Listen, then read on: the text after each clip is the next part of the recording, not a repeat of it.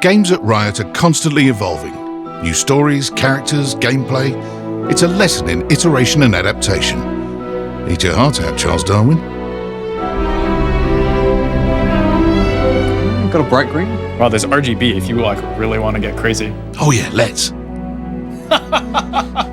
Here's Andrew Yip, Legends of Runeterra, and Andrei Van Roon, League of Legends.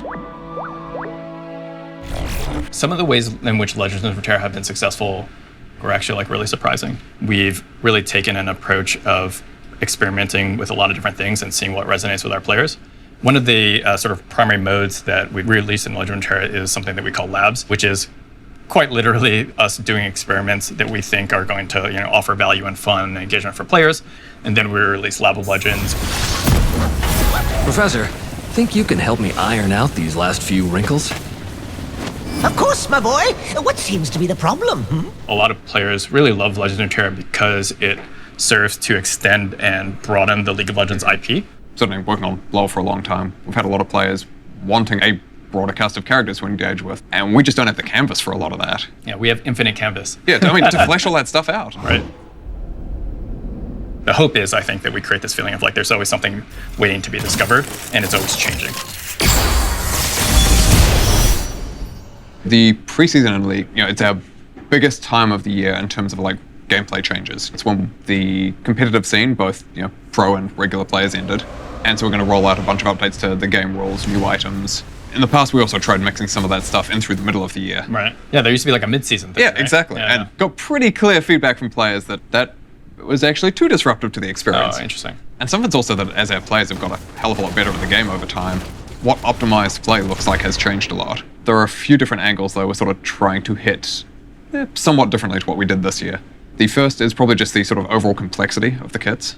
We think those have crept up a bit too far. I saw August post a meme. How it started.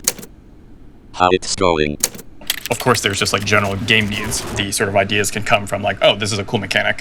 What theme would make sense with this mechanic? Mm-hmm. That's actually been one of the reasons why we explore single player. Sometimes it's because when they say single player, it may mean, hey, I want to see more story. I want to see more of the world. I want to see more of that linear narrative. Mm-hmm. But sometimes it might be, hey, I get beat up a lot in ranked, and when I get home, I just want to relax, right? To discover the answer, we kind of have to do a little bit of experimentation in all of those directions.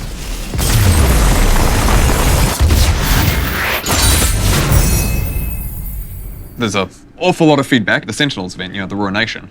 I think there was a bunch of fun stuff in there, but at the same time, we didn't completely land the tone, I feel, in terms of exactly what players were looking for from a really big, epic experience.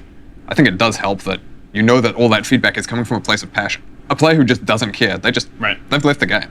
Right. The player who is angrily yelling at you, they want to be playing, they want to be engaged. Right. When a player's tilted and swearing at you, it's because he loves the game, or he wants to love the game. When it goes wrong, I also remind myself, hey, thankfully we patch the game every 2 weeks. Yeah, right. It's not like we get one shot at this.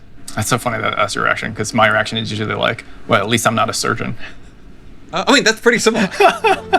Those two are a real riot. See what I did there?